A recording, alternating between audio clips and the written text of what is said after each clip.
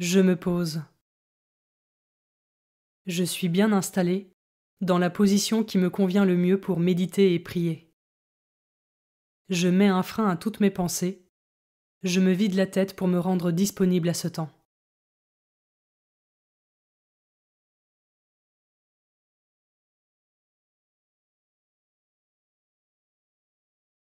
Je me tourne vers Dieu. Je lui dis ma volonté de m'occuper uniquement de ce qui le concerne pendant ce temps de méditation.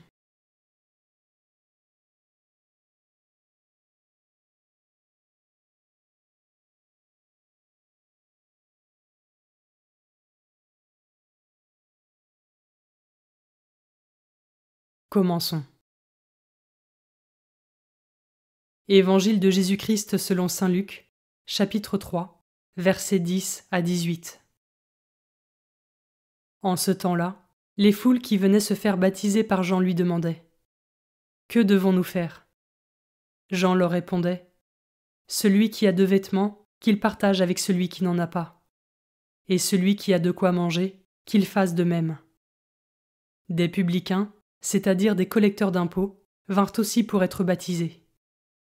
Ils lui dirent : « Maître, que devons-nous faire ? » Il leur répondit : « N'exigez rien de plus que ce qui vous est fixé. » Des soldats lui demandèrent à leur tour : « Et nous, que devons-nous faire ? » Il leur répondit : « Ne faites violence à personne, n'accusez personne à tort, et contentez-vous de votre solde. » Or le peuple était en attente, et tous se demandaient en eux-mêmes si Jean n'était pas le Christ. Jean s'adressa alors à tous : « Moi je vous baptise avec de l'eau, mais il vient, celui qui est plus fort que moi. Je ne suis pas digne de dénouer la courroie de ses sandales. Lui vous baptisera dans l'Esprit Saint et le feu. Il tient à la main la pelle à vanner pour nettoyer son aire à battre le blé, et il amassera le grain dans son grenier. Quant à la paille, il la brûlera au feu qui ne s'éteint pas. » Par beaucoup d'autres exhortations encore, il annonçait au peuple la bonne nouvelle.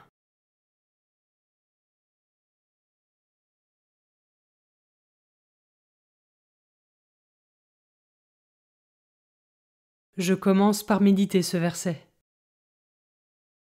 Celui qui a 2 vêtements, qu'il partage avec celui qui n'en a pas. Et celui qui a de quoi manger, qu'il fasse de même. Comment cet appel à la charité résonne en moi, à travers mon quotidien.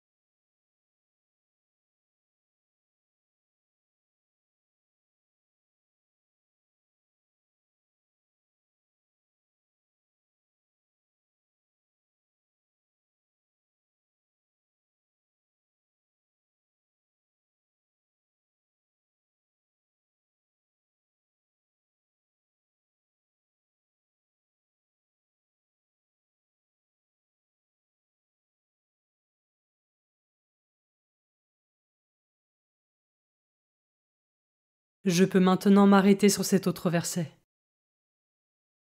Moi je vous baptise avec de l'eau, mais il vient, celui qui est plus fort que moi. Je ne suis pas digne de dénouer la courroie de ses sandales. Et moi, ai-je conscience de l'humilité que je dois avoir vis-à-vis de Dieu ?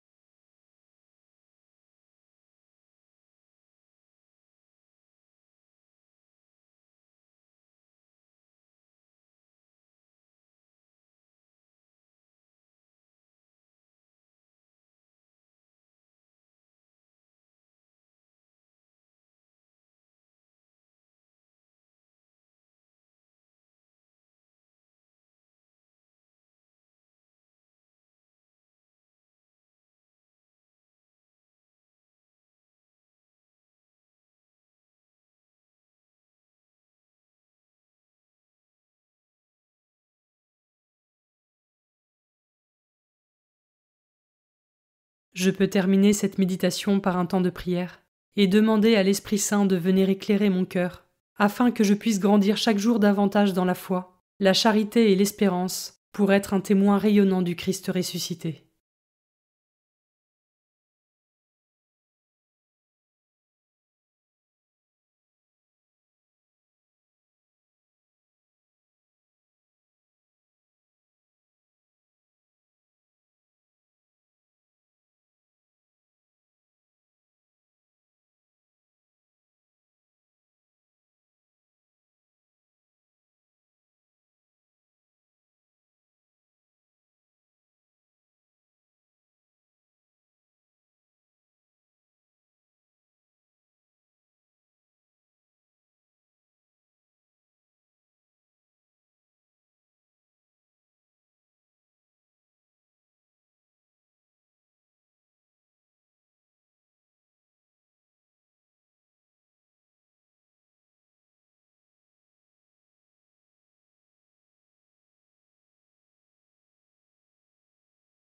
Par une parole ou un geste, je conclus mon temps de prière.